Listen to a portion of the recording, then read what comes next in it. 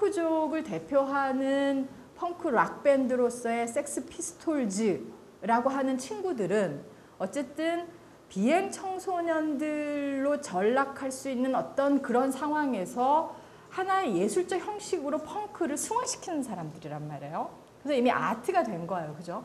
그러니까 어떤 우범지대에서 만들어진 문화적 형식이라고 하는 식으로 섹스 피스톨즈의 문화를 이야기할 때, 즉 이들이 그런 문화적 형식이 없었다면 잘해봤자 비숙련 노동자, 그러니까 비정규직 노동자죠. 비정규직 노동자가 되거나 아니면 범죄자가 될 아이들이 단지 미술학교 출신이었다는 아주 예외적인, 그죠? 그러니까 자신들의 분노를 심미적 형식으로 승화시키는, 그죠? 뭐 또는 자신의 분노를 심미적 형식으로 거세시키는 그런 기회를 얻은 친구들의 문화이고, 그래서 펑크 락 자체가 갖고 있는 예술적인 특수성보다는 펑크 락이라고 그러니까 펑크 락은 사실 아시겠지만 기타 코드 굉장히 단순하고요. 그죠? A, E, G라고 하는 세 개의 코드로 띵가 띵가 띵가 띵가 아주 단순하단 말이에요. 너무나 단순하고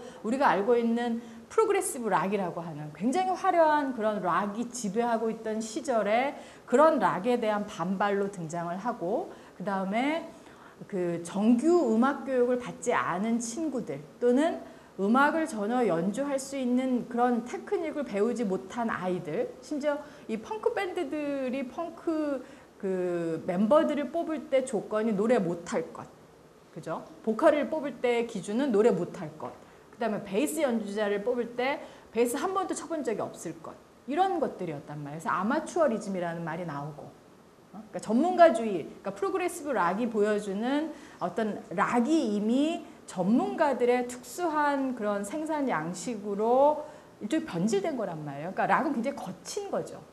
그죠? 락앤롤이라고 하는 말 자체 안에 어쨌든 그 성적으로 통제되지 않는 어떤 성의 자발성, 거침, 야수성 이런 게 락앤롤이라는 말 안에 지금 어디죠? 화장실 언어란 말이에요. 굉장히 은어이면서 그런 거친 언어로서의 락이 그냥 분출하는 건데, 그냥 쏟아내는 건데, 그런 것이 프로그레시브 락 정도, 핑크 플로이드 정도 가면은 굉장히 예술성을 획득한단 말이죠. 그렇죠? 그래서 너무 듣기 좋은 음악이 되어 있는 그런 상태에서 오히려 락의 본래성을 이야기한다 또는 그 길들여지지 않은 거의 소음에 가까운 음악이라고 하는 걸 이야기하는 그런 섹스 피스톨즈에 대해서 이렇게 많은 연구가 된 건 실제로 좀 뭐 이미 알고 계시겠지만 이들의 음악을 듣고 우와 음악 너무 좋다 이렇게 말하기에는, 왜냐하면 얘네들은 그러니까 반미학의 미학이라는 표현을 쓰는데, 반미학의 미학, 예술이 아니려고 하는 수준을 끝까지 끌고 가는 거란 말이에요. 그러니까 너무나 거칠고 조잡하고 유치하고 들을 수 없고, 그죠? 이지 리스닝이 될 수 없단 말이에요. 음 자체가 이렇게 쉽게 우리가 소비하거나 전유할 수 있는 음이 아니기 때문에, 그런 음악에 대해서 사실은 지식인들의 어떤 연구가 가장 많이 되어 있다는 거. 그러니까 도대체 펑크 락을 누가 들을까? 일단, 그죠?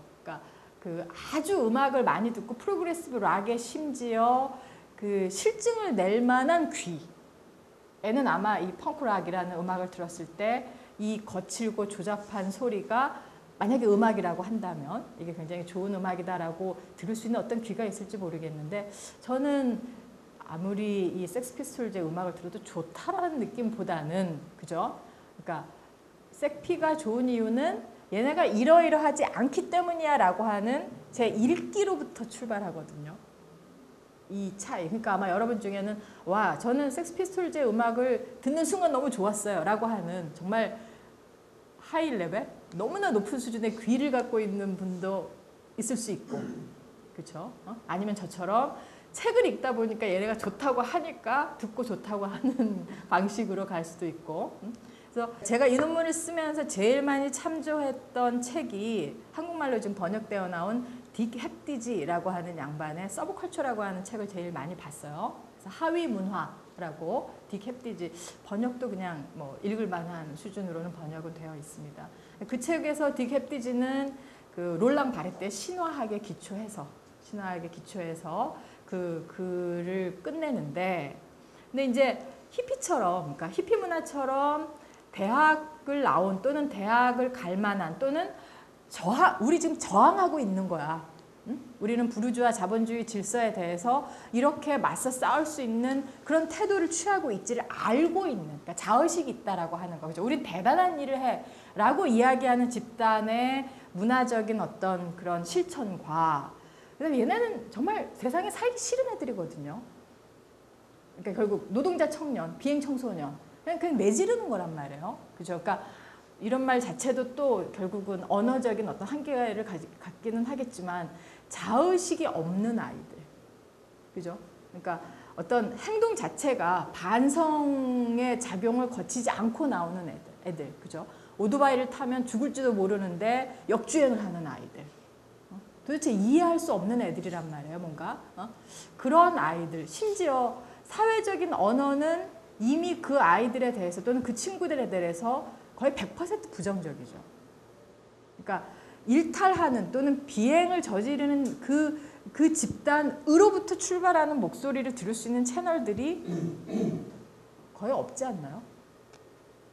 그렇죠? 그러니까 우리가 뭘 하고 있는지 알아라고 하는 사람은 이미 언어로서의 어떤 권력을 갖고 있는 사람들이란 말이에요. 자기 행동에 대해 자기가 정당성을 부여할 수 있죠. 그렇죠? 그런데 노동자 계급 청년이라고 하는, 그러니까 결국 프롤레타리아 언어를 쓰는 친구들, 노동자의 언어를 쓰고 그 다음에 사회적인 어떤 규범이나 정상성의 보호를 받지 못하는 애들.